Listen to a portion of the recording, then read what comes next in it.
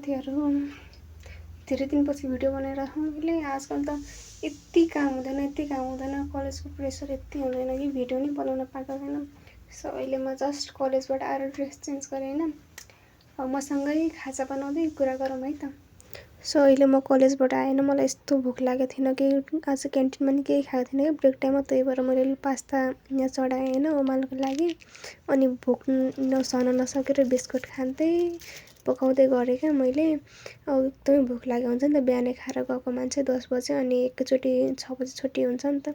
त्यही भएर म अब ल बिस्कुट खाँदै यता पकाउँदै गरेँ होइन। त्यतिन्जेल त अब भोकै कन्ट्रोल भएन क्या मलाई त।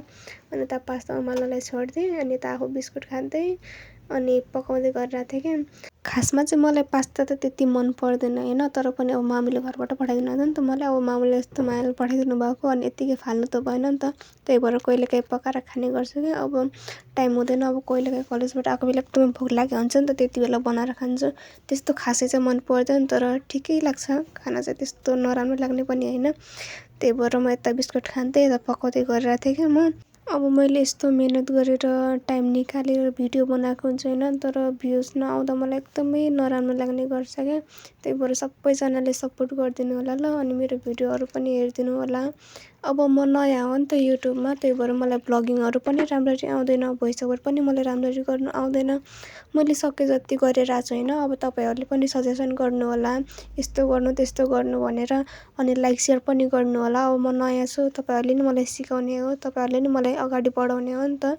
त्यही भएर अलिकति केही मिस्टेक भयो भने यताउता भयो भने मलाई माफ गरिदिनु होला। तर मैले सके जति चाहिँ मैले गरिरहेको छु। अब म भिडियो क्वालिटीमा चाहिँ नजानु ल साथीहरू, मेरो मोबाइल अब धेरै वर्ष भइसक्यो, पुरानो भइसकेको छ क्या। त्यही भएर अब मसँग अहिले नयाँ मोबाइल किन्ने पैसा पनि छैन। अब म त पढिरहेको छु नि त, त्यही भएर अब पैसा त हुँदैन नि त मसँग।